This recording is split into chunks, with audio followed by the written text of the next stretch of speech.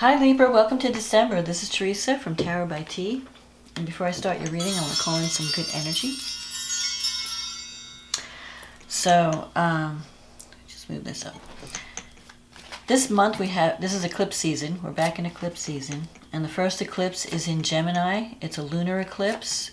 And it actually happens at the end of November, but it's going to be in effect through most of December.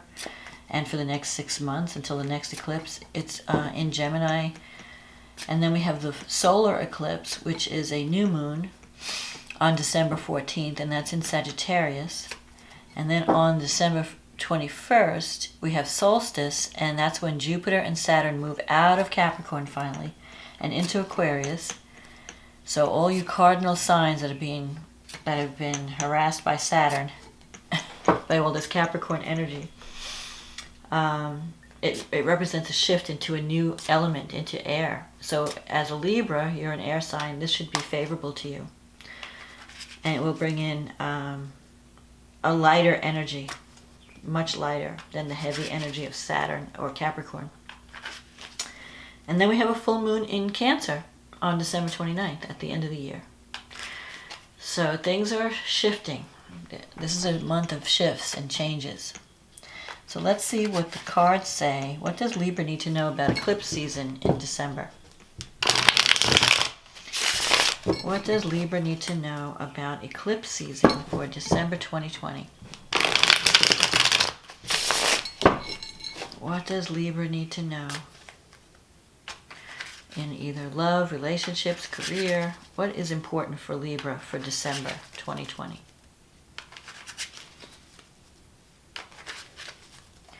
What does Libra need to know?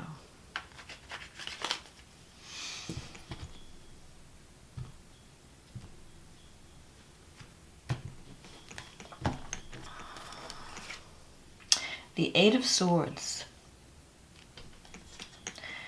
the Queen of Wands,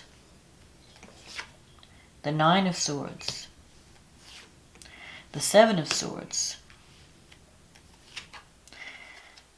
the Seven of Wands, the Empress, the Tower, the Two of Swords, the Six of Wands, and the Sun. Okay, all's well that ends well. Oh, and let me see what the card on the bottom of the deck is, the Six of Swords. So, no matter how difficult things have been, just overall, you're going to be moving into a brighter time. So we start out with the Eight of Swords crossed by the Queen of Wands. This is the present. The Eight of Swords is an energy of feeling trapped or stuck in a situation. So you feel like you're imprisoned, your options are limited, you can't move out of something, you're trapped or... But really, the Eight of Swords energy, what's holding you back from walking away from something that no longer serves you, is fear. And the Queen of Wands energy, you could have a rival or a competitor, the Queen of Wands, because it's crossing you. Or you could be dealing with a fire sign. The other way this card could play out is you need to tap into the Queen of Wands energy to get yourself out of this jail, so to speak. Queen of Wands goes after what she wants. She sees what she wants and she goes after it. She takes action. She's not afraid to speak her mind. She's not afraid, because Libra sometimes is afraid to offend anyone, so they don't always speak their mind or their truth because they want everyone to be happy. Not the fire signs. The fire signs tell it like it is, whether you like it or not. So maybe you have to tap into the energy of the fire energy, where you see what you want and you go after it. Where you say, okay, I don't like where I'm at. I need to make a move. I need to take action. So the Queen of Wands energy is about taking action, being a leader, tapping into your leadership abilities, not being afraid to charge ahead. In the past, you have the Nine of Swords and the Seven of Swords. So there's some mental stress. You've been under a lot of mental stress and worry. The Seven of Swords energy is kind of, you may feel that people around you are not being transparent. that someone's trying to take something from you or steal something, because it's the Seven of Swords energy is a sneaky energy. You may feel like someone's talking behind your back, or they say one thing to your face and another thing behind your back. You may feel like someone's taking credit for the work that you do.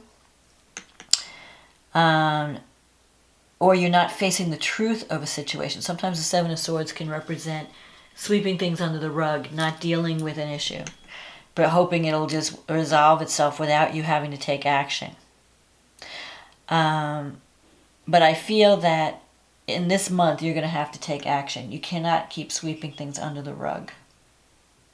And you have the Six of Swords energy here, which is a card of moving away from difficulty. You may be navigating a difficult situation in December, but through communication, and Libra is a good communicator. You know how to create a win-win situation. You know how to be diplomatic. You know how to try to make everyone happy and arrive. And so you can arrive at a conclusion that will be a win-win. You have the Seven of Wands here, so you might have to stand up for what you believe in December. This is about overcoming obstacles, standing up, setting boundaries, and being in the position of you're in a good position. So if there's competition, if you feel like you're competing with someone, you are the favored person. You're in the position of vantage point. So don't be afraid to stand up for what you believe in, or fight for what you want, for that matter.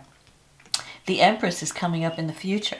The Empress is a card about motherhood, family, home, family, children, but it's also about creativity and abundance, giving birth to something. So it's possible that you have, if you're not wanting to have a child, you might be giving birth to a creative project, and you might have to, maybe you're facing a lot of competition in that area. Or you're concerned about home and family. You might be worried about family members. With the Nine of Swords. Sometimes the Nine of Swords comes up when you're worried about someone's health.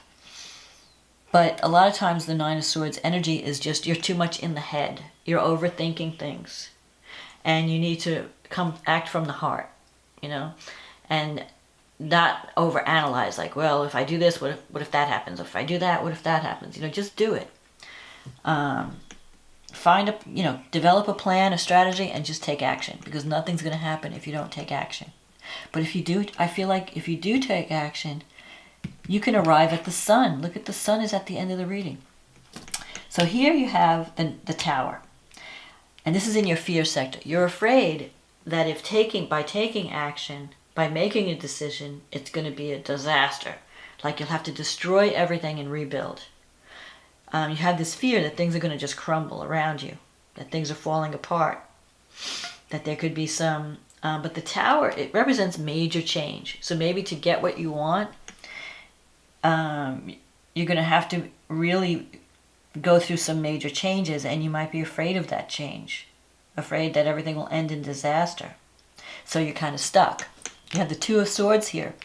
This is in your environment. This is about being in a standstill or a standoff position where if you're in a relationship and you've been separated from someone, it's like you're afraid to make a move, they're afraid to make a move. Both people are not connecting. And it's time for you to drop the guard and to be more vulnerable and to just lay your cards out on the table. Say, hey, this is what I feel, this is what I want, and let's talk about it. Let's work something out. I feel like you've been avoiding a decision because you're afraid of the changes it might bring. But the Two of Swords here, you're going to have to make a decision. You're going to have to you can't be on the fence forever. And you have the Six of Wands here, which is in your wish fulfillment sector. The Six is a victory card. The Six is being recognized for the work that you do, being lauded for the work that you do. People are going to see you as someone who's good at what they do. You might be doing more traveling in your career, reaching out to different people, being like a representative for the company you work for. So the stagnation, I feel, is going to end. And then you have the Sun. The Sun comes out. This means no matter what problems you're facing at the beginning of the month, the end result will be positive. The Sun is like, okay, You can get through it. You can just get through it. Just don't worry. Don't overthink and don't overworry, and take action. Show your leadership abilities. Maybe you're afraid to be a leader, or you're afraid to offend someone by being a leader. But the sun represents doing work that you love, working with people in a relationship situation.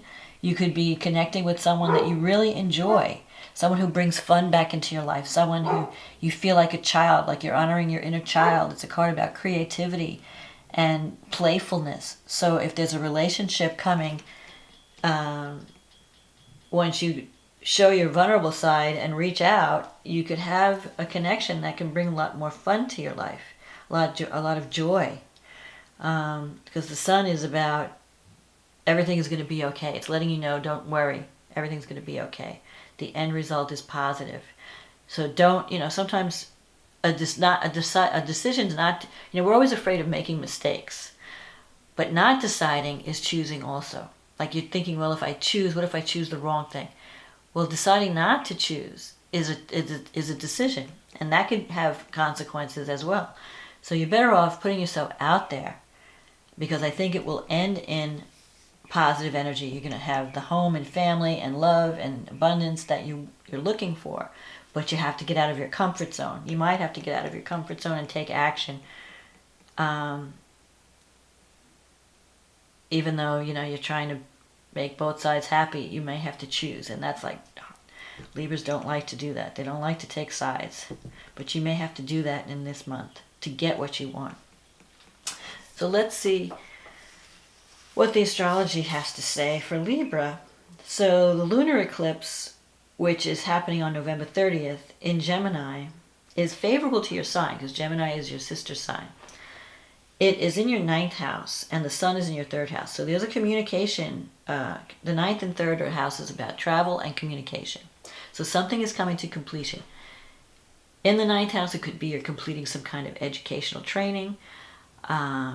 You could be coming back from a trip. You could be publishing something. Maybe you're writing a book, or you're writing something, or you're doing some marketing or internet project, some communications projects that's coming to an end. It's completing at this time. Sometimes the sun in the third house can sometimes have to do with relatives, brothers, sisters, aunts, uncles. In Sagittarius, sometimes an eclipse can eclipse something out of your life. So something may end suddenly, but it's going to be followed by a new beginning, which you'll see at the solar eclipse. Venus is in your 2nd house, and it's opposing Uranus in the 8th house. So Venus in the 2nd has to do with love, money, and self-esteem. And Uranus in the 8th can be a sudden upset, or it could go either way. Sudden news, sudden developments. In the 8th house has to do with resources, the money that you receive from others. So it could be a partner's income. It could be money that you're expecting to receive through some kind of inheritance or some kind of loan or payout, financial payout. So there could be a shakeup in that area, either positive or negative. With Uranus, you never know. And it's the opposition. So basically, I think it could also be some sudden development in an intimate relationship where you have to, you could have a sudden relationship pop up with someone that you're very intimate with, or surprising developments around that. Now with Venus in the 2nd, Venus usually brings money. So I think money will be coming in. It may be a surprise, something that you weren't expecting. It could be a surprise financial windfall, or it could be a surprise relationship that pops up that you weren't expecting. With Uranus, like I said, you really just don't know what's going to happen.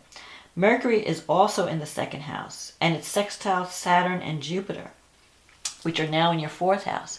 So Mercury, maybe it's time to talk about things. Talk about what you need. Talk about creating a home that with Jupiter in the 4th and Saturn, it's like you're wanting to put down roots. You're wanting to create a happy home, a stable home, and you can do this now.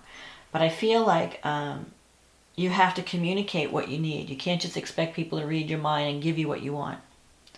So communication is going to be important at this time, but it can lead to stability and long-lasting success and abundance in the 4th house. So if you're moving, you could be moving into a brighter home, or you could be working at your home to make it more open, more inviting. Mars is in the 7th, and it's sextile the North Node in the 9th. So part of you're wanting to take action, you're wanting to make connections with, it could be business or partnerships. With the 9th house, though, it has to do with higher education, long-distance travel. You may feel like, I want to get out of town, I want to travel, or I want to, I need some new energy in my life. I need to branch out, get out of my comfort zone, get out of my neighborhood. I want to explore and experience other worlds, other cultures. That's the energy. And Mars in the 7th, it can, if you're not in a relationship, it could make you want to have one, because wherever Mars is, that's where the energy is. And Mars has been in your 7th house for like 6 months, but it was going forward, then it went retrograde, and now it's going forward again. So you had a lot of time to think about what's the right relationship for me. And Mars now going forward may point you in the direction of the 9th house for your destiny. So it could be that you meet someone through travel, or through some kind of course that you take, or if you're connecting with someone, it could be someone who's very different than you, from a different cultural background, or different upbringing, or different spiritual belief system. So those are the kind of people that you're reaching out to, or that you're involved in. So now if you're in a partnership and you have some issues, you could be fighting, because Mars sometimes brings arguments. If you're not working out, if you're not releasing anger in a healthy way, it can bring arguments. Then we have the new moon. It's the solar eclipse in Sagittarius. And that's happening in your 3rd house. And it's trining Mars in the 7th. So you have the sun, the moon, and Mercury all in your 3rd house. So the 3rd house issues are going to be important at this solar eclipse. 3rd house is about relatives, local, your immediate family. So you could be communicating more, contacting them. You could be getting out more with, or either if you're not, you could be speaking more to the people around you in your local environment. The 3rd house is local environment. Another way it could play out is that there's some kind of creative communication project or a writing project. You may feel like you need to write or communicate, because the 3rd house has to do with communication, storytelling, information. You might be doing some research. Maybe you're feeling like reaching out to people around you. If you've been kind of a recluse, you may feel like getting out and about more, or connecting with people that you've lost contact with for a while. Venus is still, at this solar eclipse, Venus is in the 2nd house in Scorpio, and it's sextiling Saturn. Now Saturn is going to be at the 29th degree at this solar eclipse. So something is completing in the home. Some obligation or some heavy karma that has to do with your home. So either you're finishing up a house project, or you could be selling a home, moving into a new home. Pluto is there too, and Pluto goes through the 4th house. You may have finished some kind of reconstruction project. Something is coming to completion, and you're getting ready for a new beginning, because the solar eclipse is a new moon. So there's new energy coming in, but Saturn is like, there was a lot of hard work and a lot of lessons learned while you were going through this process. So that is completing. Some karma or some heavy work around the home and family is completing, and it's going to free you when Saturn moves into Aquarius, which is coming up, which I'll talk about in a sec. Neptune's in the 6th house. It's squaring Mercury. You have Mercury in the 3rd. So you want to make sure that when you're communicating with people that you work with, because the 6th house has to do with work, with Neptune there, your work can take more of a, your work. Neptune has to do with sacrifice. The 6th house has to do with sacrifice, and Neptune is about, helping others that are less, that are disadvantaged. Like, you're helping people that need help. So you want to make sure that you're not over helping someone, where you're becoming, you're enabling someone. But you can be doing social work with Neptune. You can be doing counseling work with Neptune. You could also be doing something creative with Neptune. Neptune rules creativity, art, music, but also healing. So you might be going through a healing time with Neptune in your 6th house. If you have any health issues come up, it may be hard to diagnose with Neptune. You might be more susceptible to drugs, or you might have allergies pop up. Neptune squaring Mercury, you want to make sure that when you're communicating with others, especially if you're signing a contract that involves work, that you read the fine print, because there could be some miscommunication or some foggy areas that you're not sure what you're signing up for, or people might misinterpret what you're saying, and it could cause some problems at work with your colleagues, because the 6th house has to do with work colleagues if you're working. On December 21st, we have the solstice. And this is a major turning point, because Jupiter and Saturn, not only does the solstice, every year the solstice, the sun returns, where it's like the end of the darkness, the days of darkness. Days get shorter and shorter from the summer until the solstice, and now they're going to start to get longer. So the light is returning. But not only that, Jupiter and Saturn are changing signs. They're moving out of Capricorn, and they've been plaguing Libras, Cancer, Capricorn, Libra, Aries.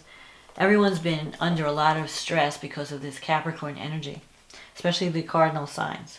When they move into Aquarius, they're going to be trining your sign. So they're going to bring positive energy, and it's going to be a lighter feel. And this is happening in your 5th house. So there could be some new developments around family, children, a new romance, a new creative project that brings you a lot of joy. It's almost like the sun energy. You're going to be moving into a more optimistic period in your life. You're going to be letting go of the burden. If you've been carrying a heavy burden, especially around home and family, that's going to lighten up now, and you're going to, because the 5th house energy is the fun house. It's about having fun, being creative, expressing yourself, feeling like honoring your inner child. And that can happen now with Jupiter conjunct Saturn. It's a major shift in energy, and a major shift in a global way, in a societal way. We're moving into a new age, the age of Aquarius, where the needs of the many outweigh the needs of the one. Sounds like I know it's a Star Trek cliche, but that's the energy of Aquarius. The Aquarius is concerned with social issues, not just individual rights. It's more about what's good for society, what's good for everyone, not just what's good for the one person. So there should be shifts you'll see in the news also. This is bringing in a whole new age, which I think is going to be positive. Then we have the full moon in Cancer. So this is the final full moon of the year, and it's happening in your 10th house with the sun in your 4th house. So the issue is work-life balance. The issues that's coming to light is, am I spending too much time on work? Am I neglecting my family? Because Cancer is a family and an emotional, there could be some kind of ending happening at this time between home and family and career, where you have to make some decisions. And because the moon is strong in Cancer, it could be an emotional time. So if you have to put an end to something, you could be feeling very emotional about it. But Mercury is also there in the 4th house. So maybe it's time to have a healing conversation with some family members. Maybe some things are happening and you just need to complete something now. Something needs to be completed. Something needs to culminate. Full moons usually bring things to light so that you could see what the problems are and you could solve them. Maybe you've been running around with your career, you're not paying attention to what's going on. The full moon will bring things out so that you can see it and heal it. Now this moon is trine Uranus in the 8th house. So anything could happen with Uranus in the 8th house. Something could come, the 8th house has to do with your income that you receive from others, not necessarily your job, but let's say a payout or funding or a partner's income. So, but it's a trine, so I think you're going to hear some good news. I think there could be a financial windfall at this time. The Uranus also will free you if you have, because the 8th house is our house of demons. So if there's anything that's been blocking you from moving toward greater intimacy, Uranus will help free you from those blocks so that you can have a more intimate relationship. Venus is in your 3rd house, so you're going to be getting along better with your relatives, your immediate family.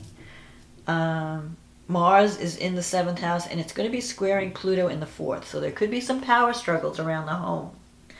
There could be someone in your home that you may feel is like being a bully or being too forceful, wanting to have everything their way. If someone is trying to bully you or push you around, there could be some power struggles. So just be aware of that and try to keep the peace, which you do so well. Neptune's in the 6th. Again, we went over that, but this time it's squaring Venus in Sagittarius in the 3rd. So there could be some, if there's a contract that comes, if you have to sign anything around money, or you have to have any kind of financial dealings with friends or relatives, you want to make sure that you're reading the fine print, that you know what you're getting into, because with Neptune there could be some confusion. Now when it comes to creativity, if you're working on something that's creative, then Neptune gives you inspiration and you can come up with some really beautiful ideas. But if it has to do with anything that's not art or creativity and it has to do with money, you want to read the fine print. But I think that you're moving into a more positive time. So don't fear the changes. Don't fear letting go or releasing whatever is ending at this time. Let it go. And bring in that new energy, that Jupiter-Saturn energy in Aquarius. Want you to have fun, want you to enjoy life, want you to express your most authentic self. So don't be afraid to move into that new positive energy and release whatever. Release the past, release all the tension, don't overthink things. Drop your guard and claim it. Claim your joy this month. So that's my forecast for Libra for December. I hope you enjoyed this reading. If you'd like a private reading where we can deal with your specific issues in more detail, click on the link in the description box. It'll take you to my website. If you like this video, click on the like button or the subscribe button. And I want to say thank you to everyone who has been supporting this channel. If you're new, welcome. Thank you for leaving comments. Thank you for ordering readings. What else did I want to say? Have a wonderful holiday season, and no matter what you're celebrating, whether it's Hanukkah, Christmas, Kwanzaa, the solstice, have a safe and happy holiday. And just get ready, because this has been a tough year for everyone, but things are going to be getting better. I think things will improve as we move away from the Capricorn energy. The old structures are crumbling, but the new is breaking on the horizon, and we're going to have things will be changing, but I think it will be for the better. The changes are going to be leading to greater freedom and more personal self-expression, and just a more fulfilling time coming up next year. So enjoy your December and the holiday season, and I'll talk to you again next month. Okay, bye now.